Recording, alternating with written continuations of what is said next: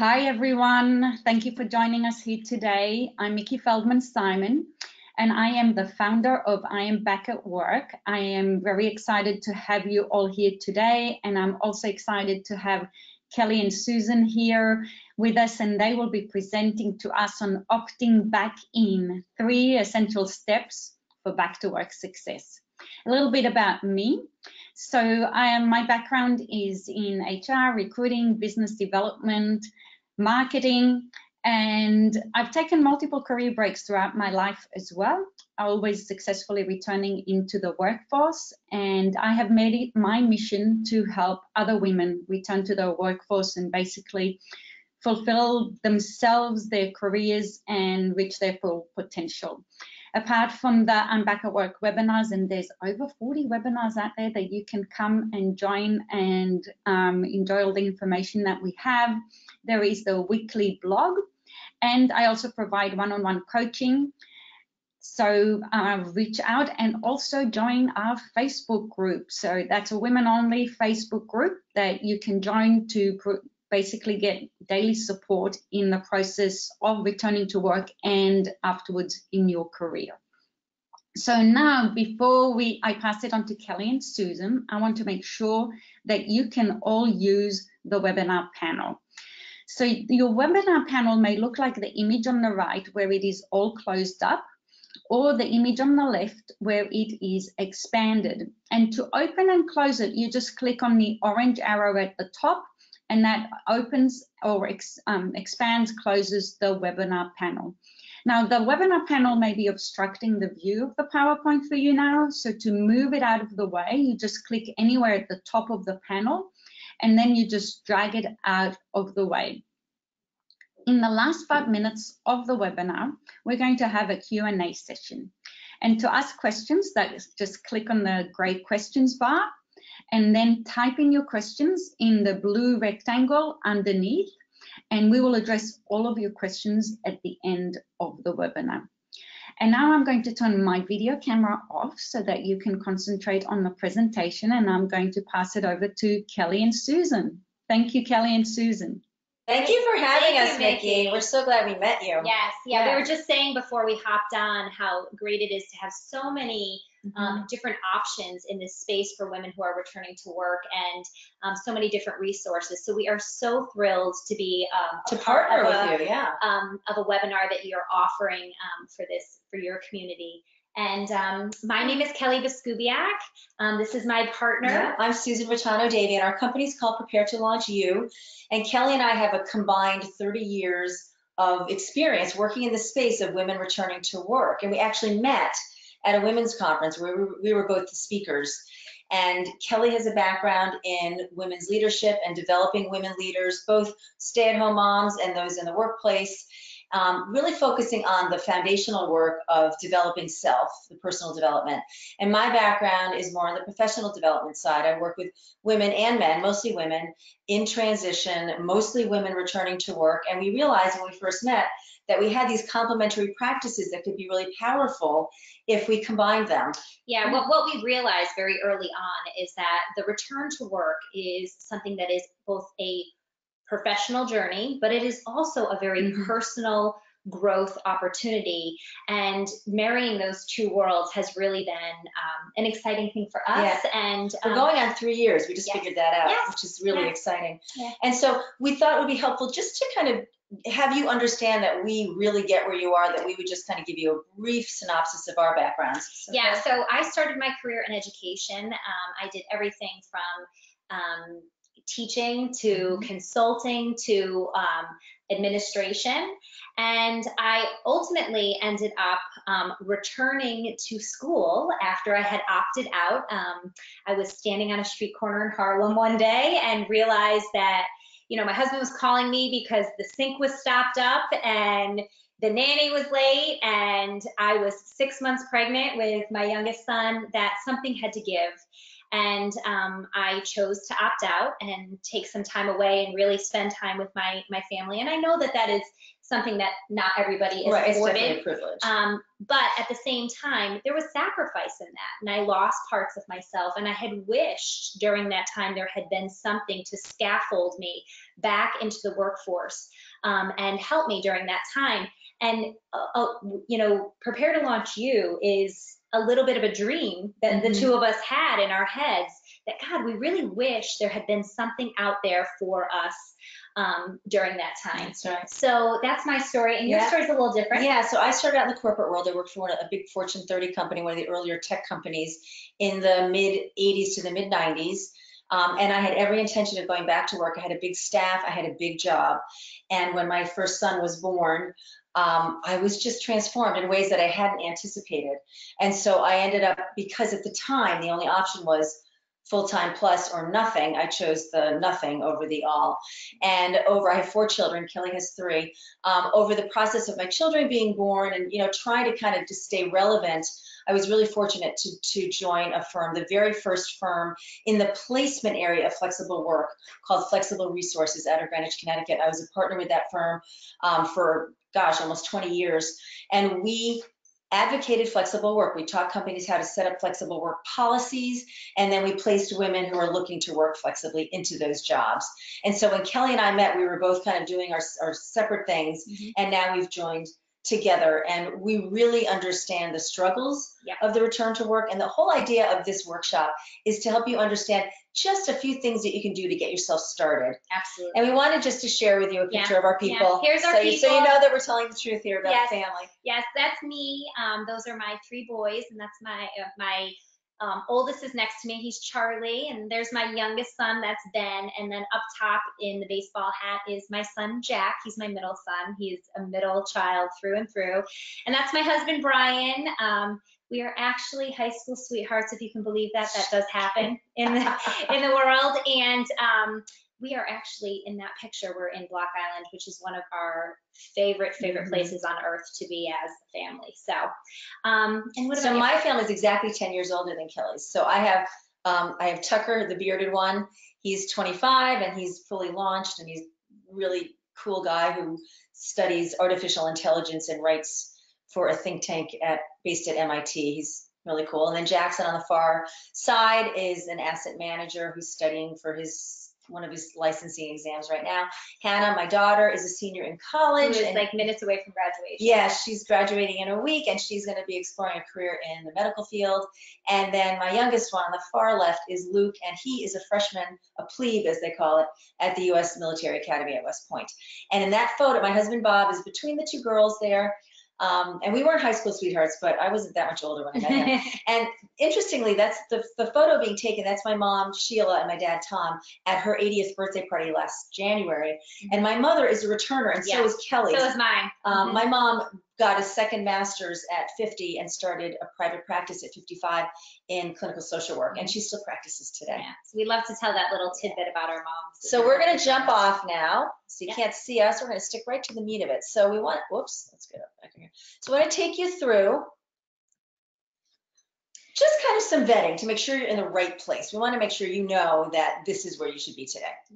So your family has a financial situation and it's changed, or there's a change that's coming. So college education, or a layoff, or a loss of job. Sometimes a husband becomes, or a spouse becomes self-employed and no longer carries benefits, so the impetus is to get benefits. Yeah. Sometimes it's just a change in marital status. You know, if you're having that possibility, widowhood or divorce, and you suddenly need to become financially independent, this is a good place for you to start. Yeah, you're yearning, we hear this all the time, you're yearning for some intellectual stimulation and a challenge, you know, that part of your brain that needs to be problem solving and learning something new is raring and ready to go and is craving getting back. We also have a lot of women who join our webinars and our other programs because their nest is emptying. So I have just experienced that it is transformational, not always in a good way. It's a really difficult thing for a lot of women to suddenly take all of those energies that we're were put into children and family and find that they're gone.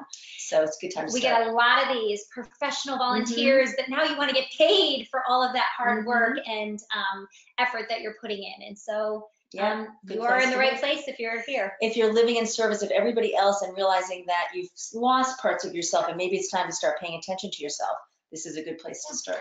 And a return to work can also be a great place for social connection. You want to get outside of the sidelines of the soccer field and, who you see at dance or theater shows or band or whatever it is that you go to for your children. And you really want to make some social connections for yourself outside of that. So all of these things can be accomplished by going back to work. But we know that for many of you, it can feel pretty daunting, right? Yeah. Well, one of the biggest things that we get and we hear from the women that we work with is that I feel really alone. I feel like I am doing this by myself and no one else feels this way. And if you get nothing out of this webinar today, get this. You are not alone. You are not alone. And we are going to give you some statistics to really back that up for you people that are So right now, women are the majority of the professionals in the workplace by slight margin. We're 52% of the professional workplace. And 43% of us at some point will opt out to raise children for at least a couple of years. It's a huge number of the total working population. 90% of women who take time off to stay with family opt back in, and like we did. And 100% of returners, this is anecdote, but we believe it because we've seen it for 30 years combined, 100% of returners feel that process can be pretty overwhelming and challenging. And so we often hear from women, I don't even know where to begin. I don't know where to start. And so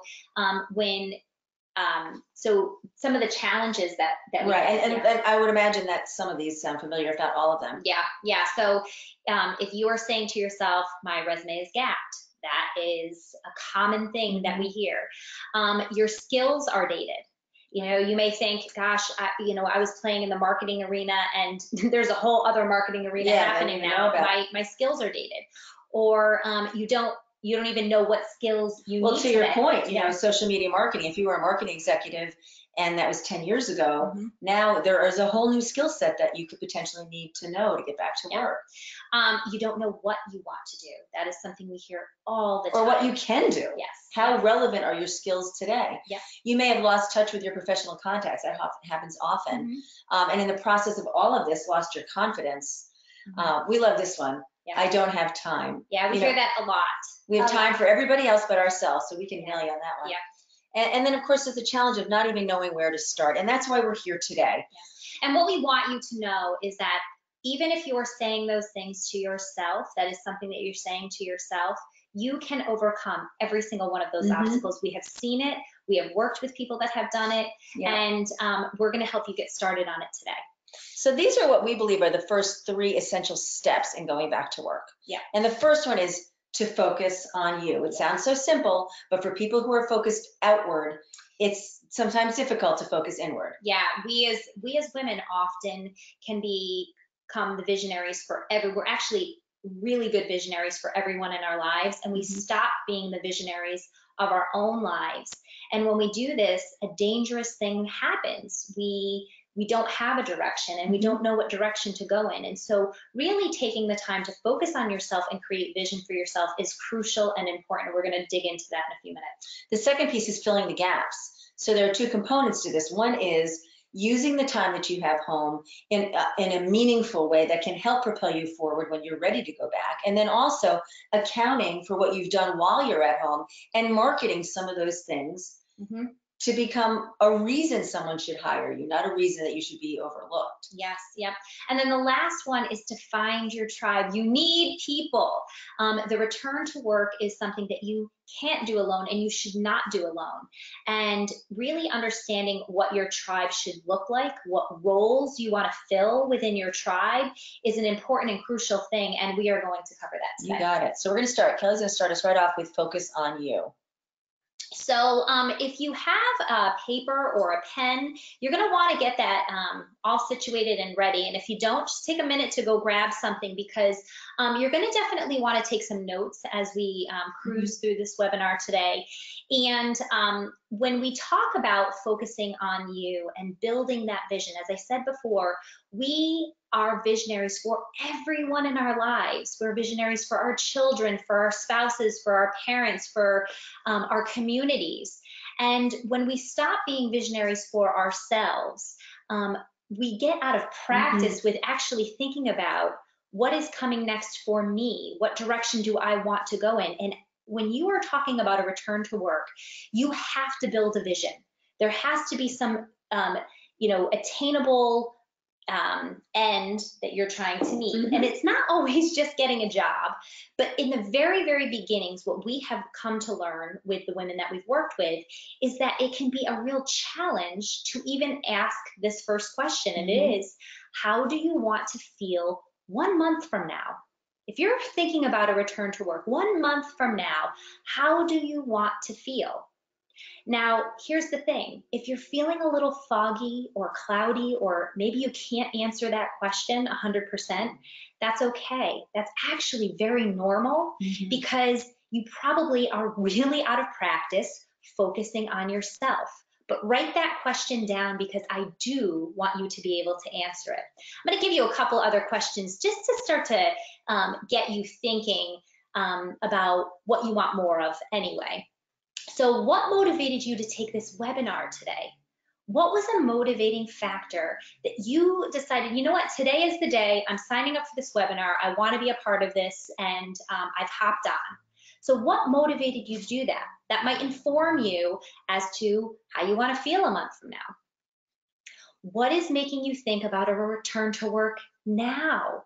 What is the thing that is compelling you to want to return to work? Because often when we talk to women, they've been thinking about it for a long time. Oh, totally. But then one day, a switch flips, and they're you like, signed okay, up for this webinar. There's a reason for that. There is a reason for that. And so why now? Why now? And then what type of work might interest you? This is a great question to ask yourself. And if you have zero idea on this, that is totally normal. But you can start to think, gosh, my friend Sarah is doing this job and it's just so intriguing to me. I want to have a conversation with her about the work that she's doing because that is interesting to me. Or you know what, I've been volunteering and I've been an event planner and that's something I really get like a charge out of. I really enjoy that.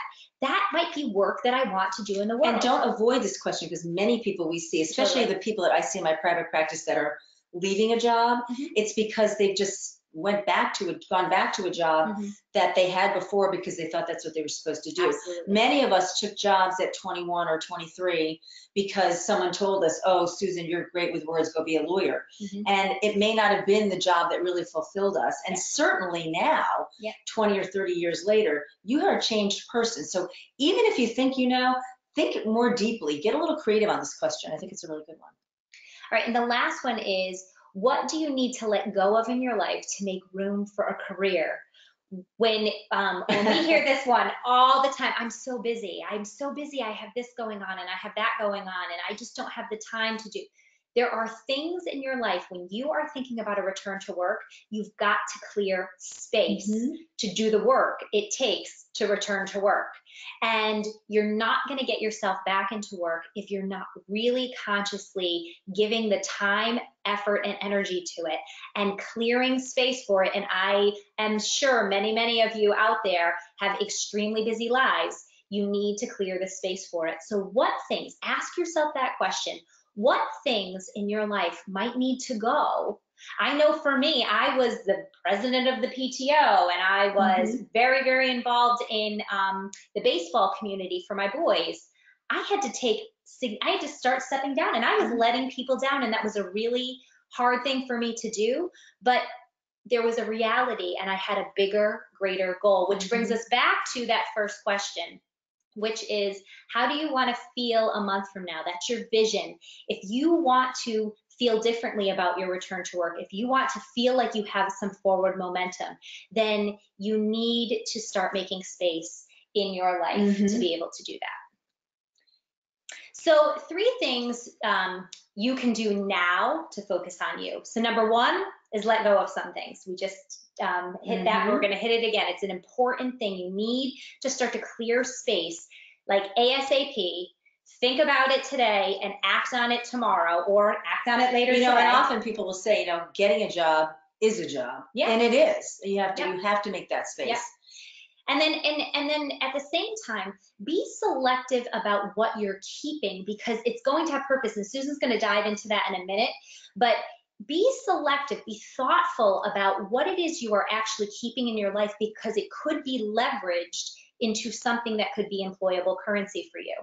And think strategically about what it is that you want to do. And so do you want to? Yeah, so it's kind of like looking at all the things that you do, the relationships and the work, whether it's paid or not, and saying to yourself, are these things that I'm doing as a volunteer, as a caregiver, as a friend, do they build or support me in a career direction? Are they giving me skills and experience that are valuable?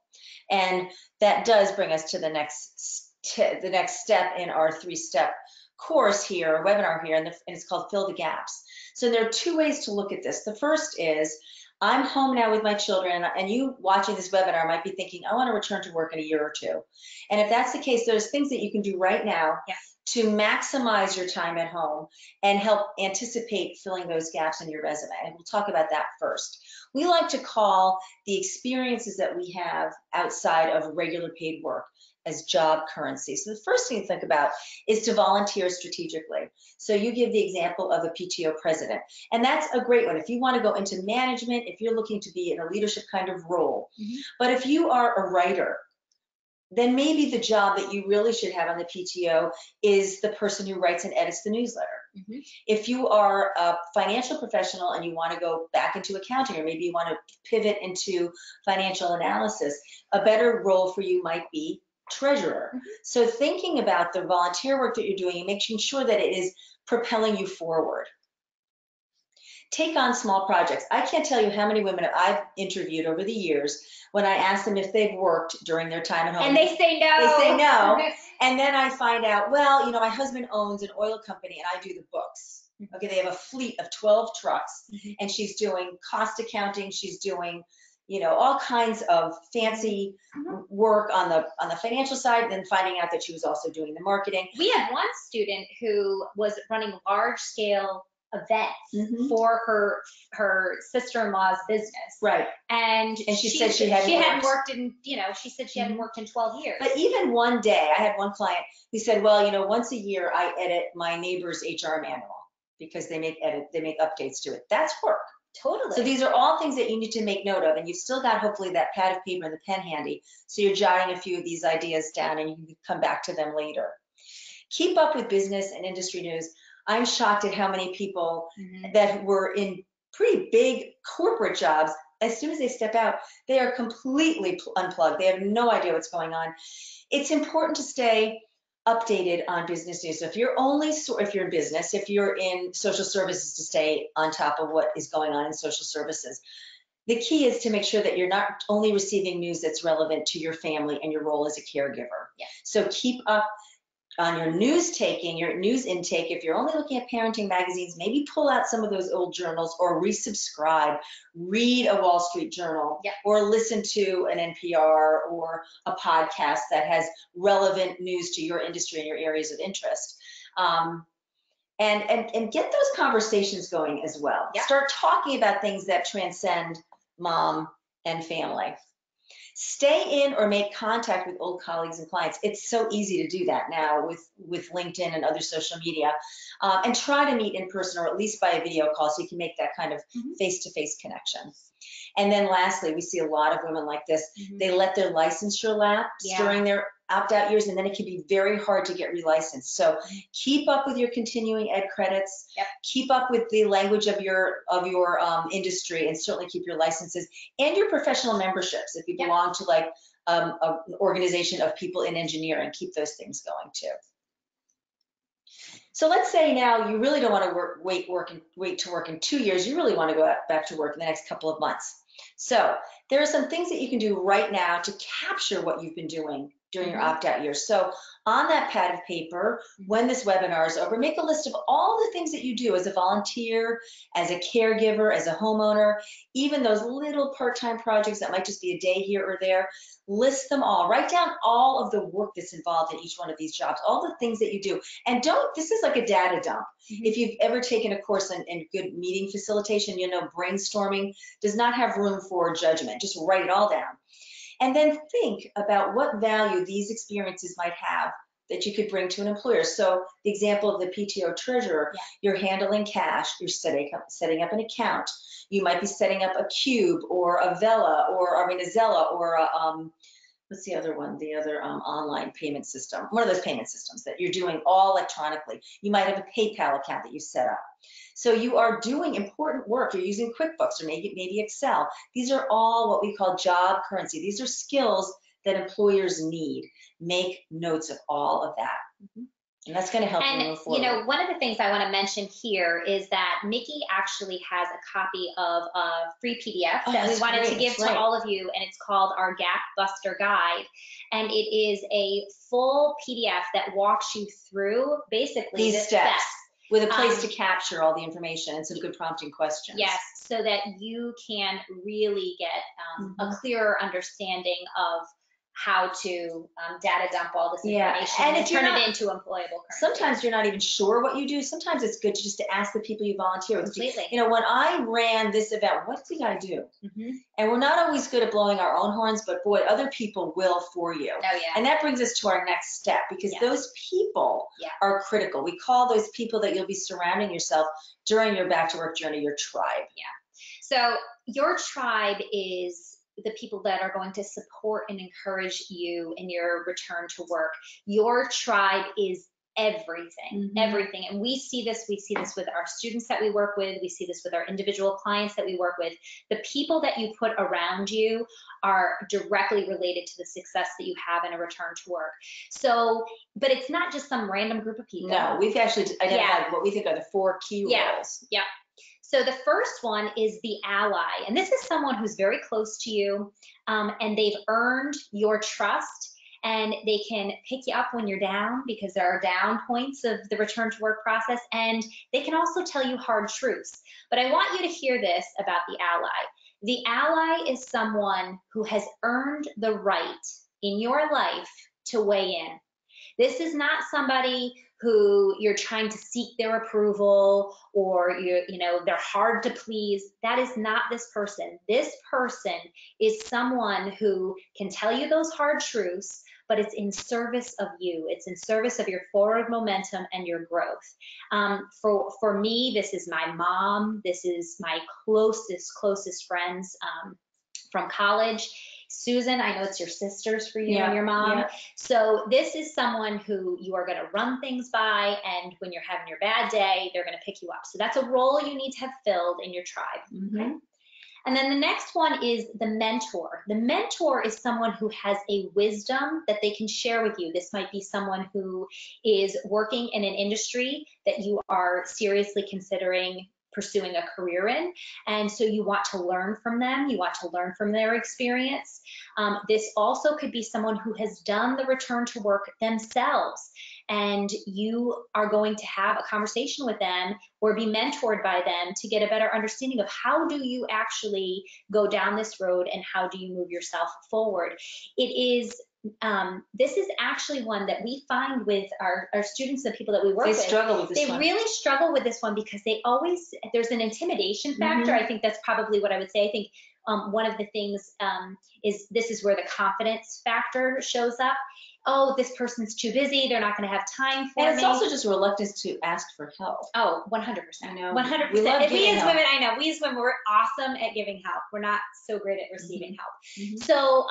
So that said, the mentor is someone that if you are feeling challenged by, oh God, I would be burdening them by asking them, be prepared and actually have a solid question for them. One question, maybe you send it to them in an email, but ask them a specific question and be precise about what it is that you're asking them. Not, I'm just going to show up and pick this person's brain. People don't like to hear that. Yeah. Also, just know that it is a real honor to be asked to be 100%. somebody's mentor. Yeah. So the right person is going to feel really really privileged to have this opportunity to mentor you.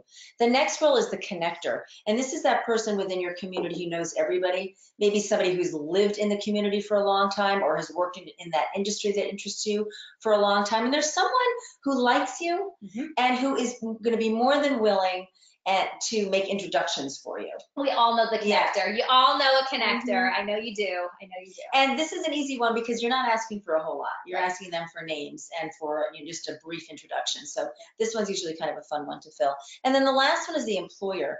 And the employer is someone who already either runs a business or owns a business or is a senior level executive at a larger company. And they understand the mindset of the hiring manager. They know what it takes to get hired.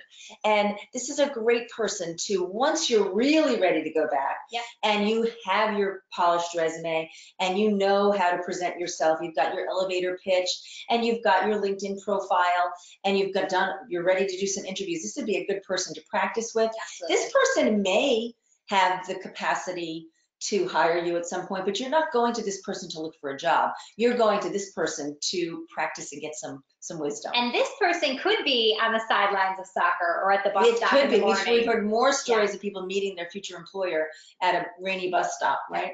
Yeah, but your tribe is crucial and important, and those roles are very important. So we hope you took notes on that. There's also one other role that presents yourself. Yes.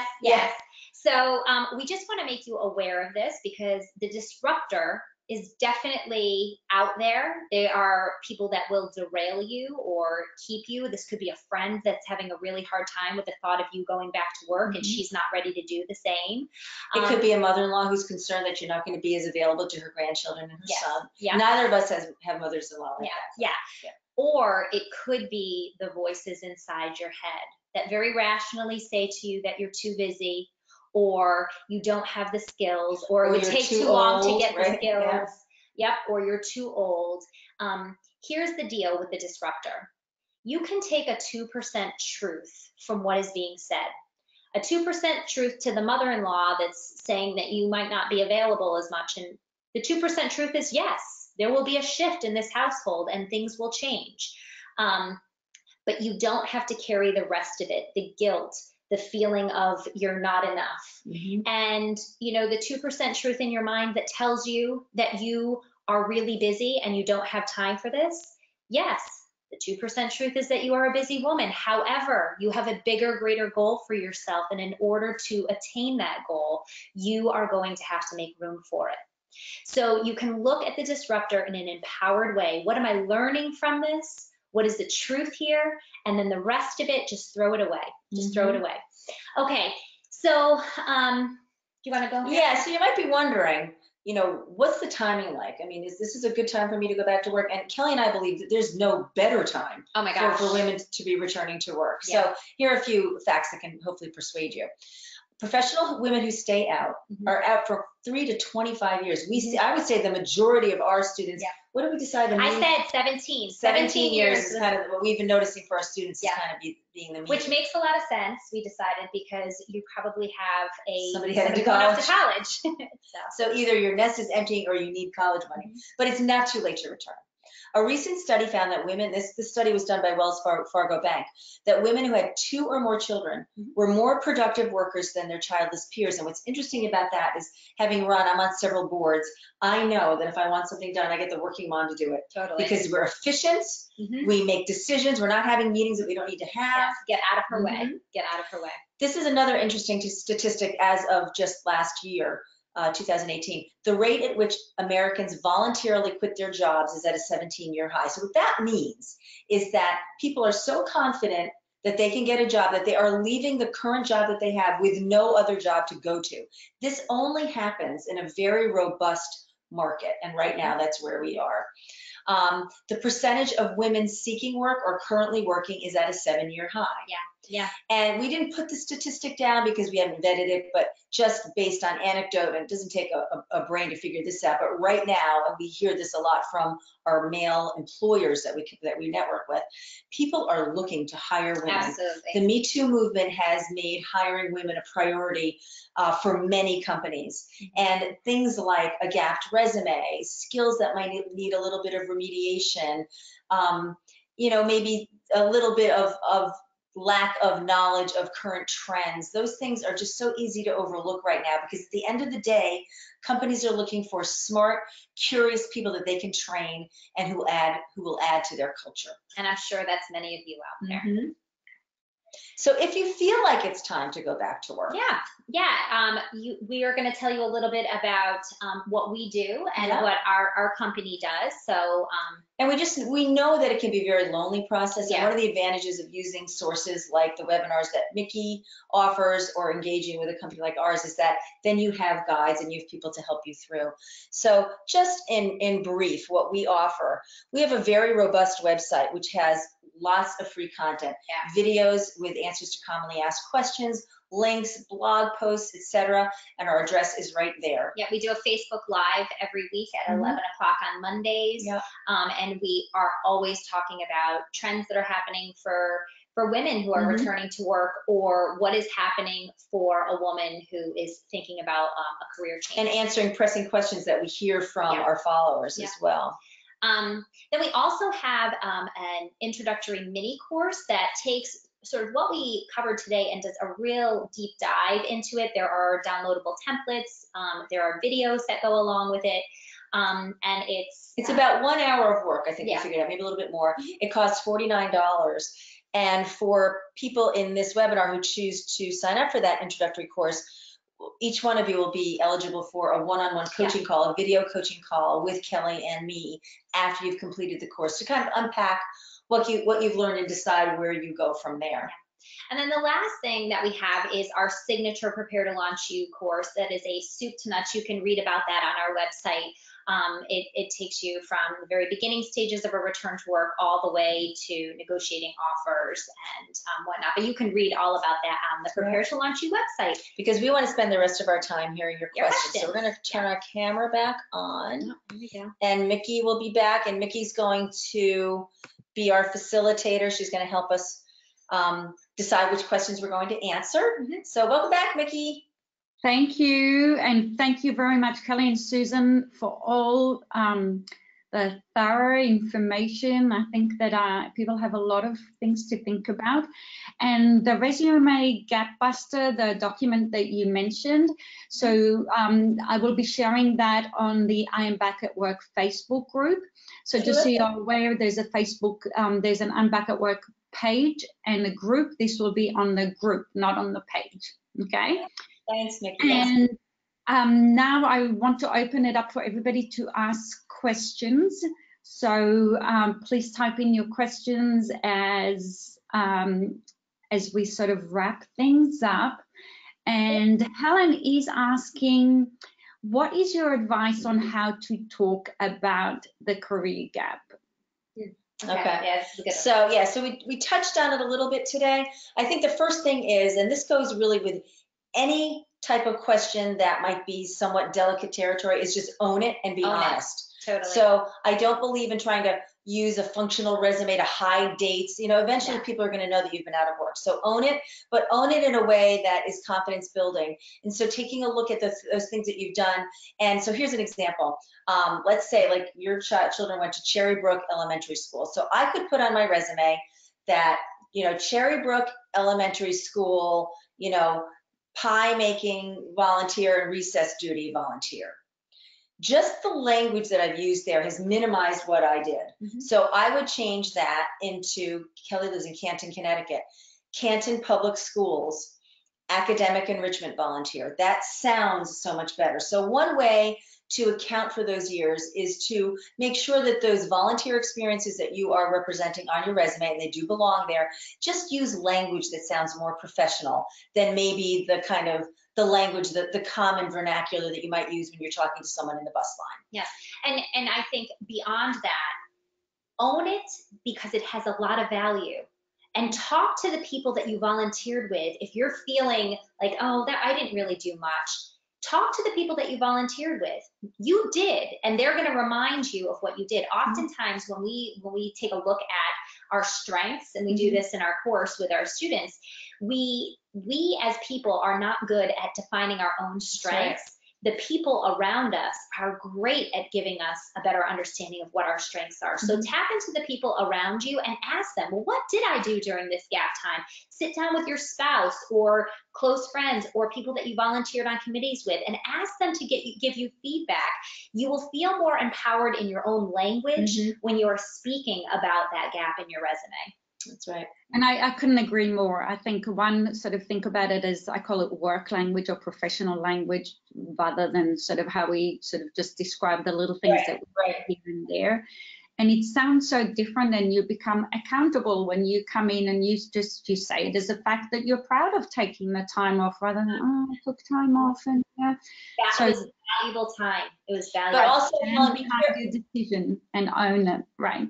The other thing for Mary's asking, when I look at job descriptions, I feel so dated. How can I get my skills up to date without going back to college? Well, a couple of things. Number one, just make sure, just because language changes doesn't mean that the jobs have changed. So like years ago, the information field was called MIS. So if you quit work in 1998 and you were doing MIS work, you know, just that it's called IT, or in some cases, you know, depending on the field, IoT. Just the fields haven't changed, just the language has changed. So make sure that you are differentiating between language and skills and field.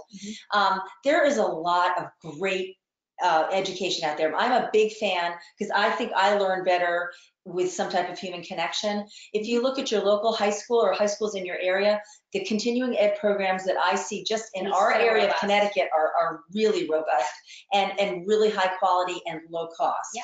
I also think too that looking for opportunities with people that you know that have companies or businesses, and offering to do an internship for them, offering to do work or short stints, or even just shadowing to become knowledgeable. I think that's really good. We had a student. I'm sorry.